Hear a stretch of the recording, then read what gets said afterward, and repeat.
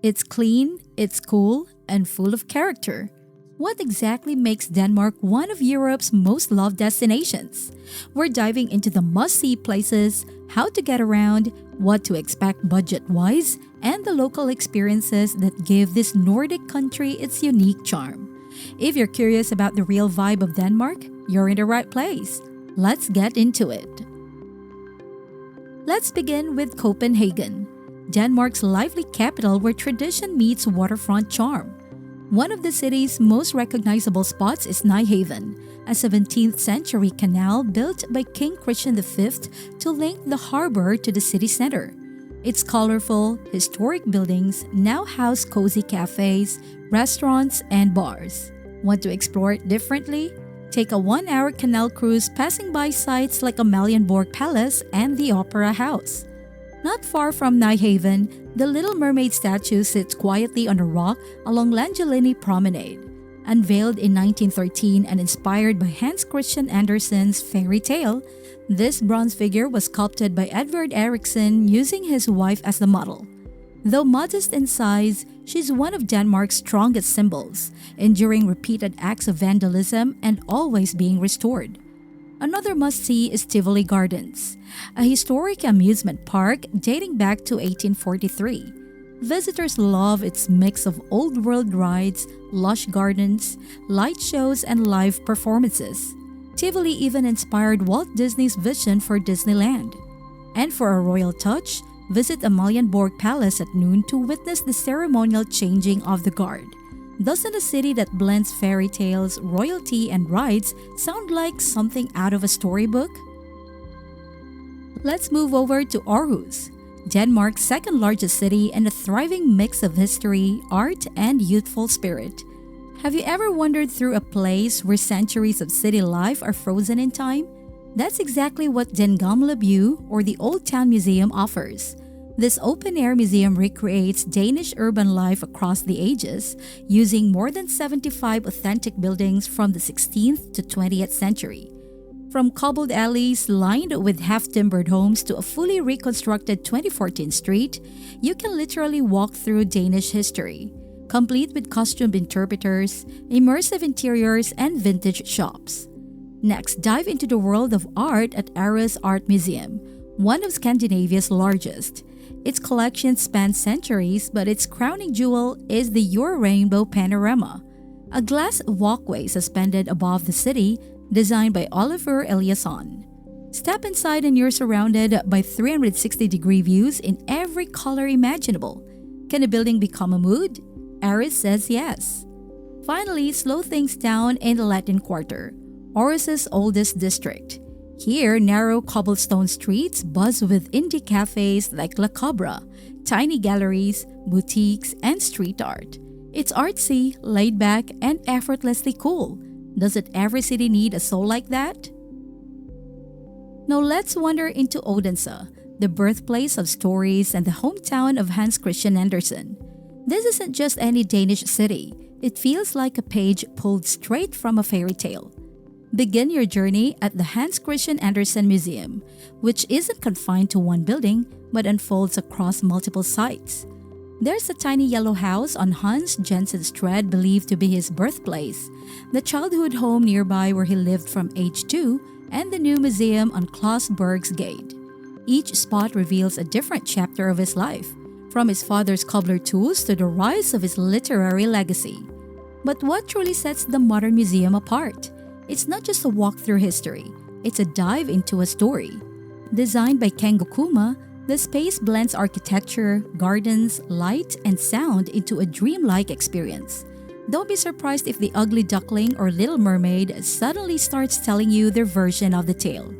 Beyond the museum, the historic quarter of Odense keeps the magic alive. Picture cobbled lanes, crooked timber houses, and sculptures of Andersen's characters peeking out from corners. Ever imagined what it's like to walk through a fairy tale that breathes?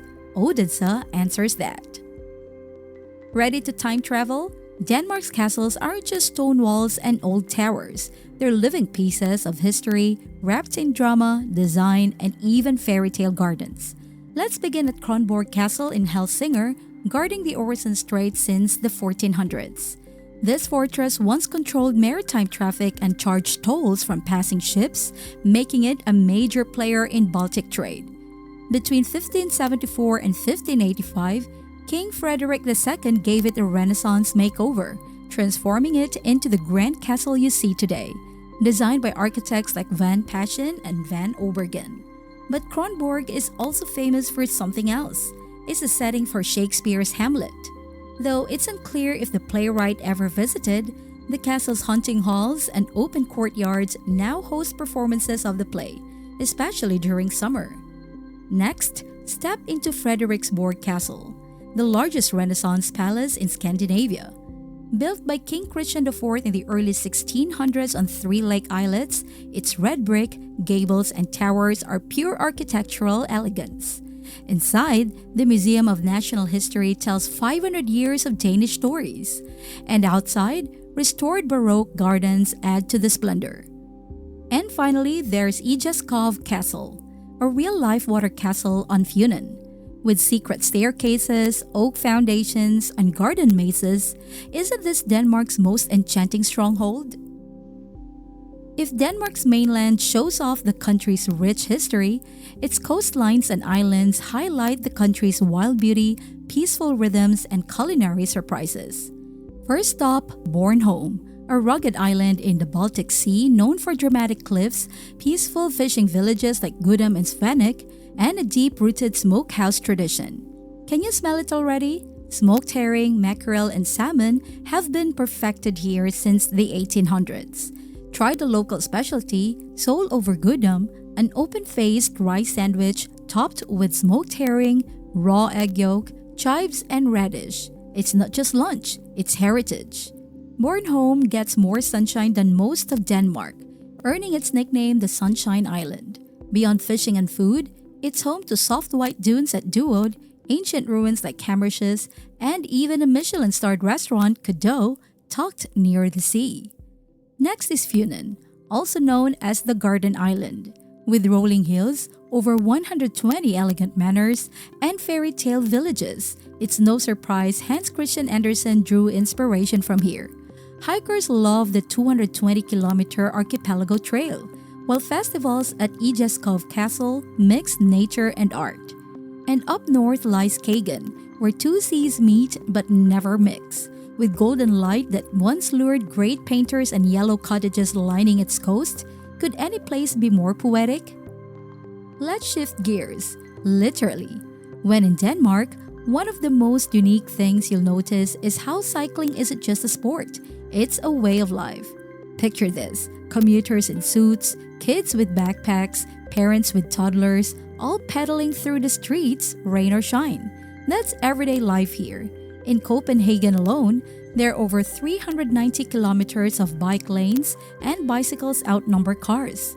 Half of all school kids ride to class, proving that in this country, 2 wheels beat 4. Have you heard of the bicycle snake? It's an elevated orange cycle ramp gliding through the city like a sculpture, used by over 20,000 cyclists in a single day. Now let's talk style. Danish design is famous worldwide for its simplicity, functionality, and subtle beauty.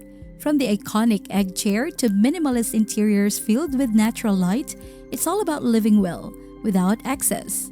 The architectural legacy of Arne Jacobsen and Jorn Utzon still shapes global design today. And yes, Denmark also feeds the soul, through food. Try Smør abroad, the layered open sandwich that turns lunch into art. Or explore new Nordic cuisine where local, foraged, and fermented ingredients shine. What do you get when you mix cycling, clean design, and inventive flavors? A lifestyle that's effortlessly balanced. Before booking your Denmark adventure, it helps to know the best time to go and how to get around once you're there. So when's the ideal season to visit? Summer, June to August, is your golden window. Think long days, mild temperatures around 15 to 20 degrees Celsius or 59 to 68 degrees Fahrenheit, and plenty of chances to bike, explore nature, or enjoy street festivals. But late spring, May to early June, is equally lovely. The weather's milder, flowers are in full bloom, and there are fewer tourists. Prefer colder months? December transforms Denmark into a cozy holiday postcard, complete with Christmas markets and twinkling lights. Just be ready for shorter days. Sunset often hits before 4 p.m. Once you land, getting around is refreshingly smooth. Denmark's transportation system is efficient, reliable, and incredibly well connected. From trains and metros to ferries and buses, everything runs like clockwork. In fact, it takes under 15 minutes to get from Copenhagen airport to the city center. Trains connect major cities like Aarhus and Odense, and cyclists can enjoy over 7,000 kilometers of dedicated paths. Did you know you can even take bikes on trains and ferries? Currency-wise, Denmark uses the Danish krone. On average, budget travelers spend around 670 Danish krone per day, while mid-range comfort lands near 1,585 Danish krone. And yes, English is widely spoken, but saying hey or tak will always earn you a smile. If Denmark showed us the beauty of simplicity and seamless living, the rest of Scandinavia takes things to another level. Imagine sailing through towering fjords, hiking beneath endless summer skies, then watching the northern lights ripple overhead, all in one trip. That's what's coming next.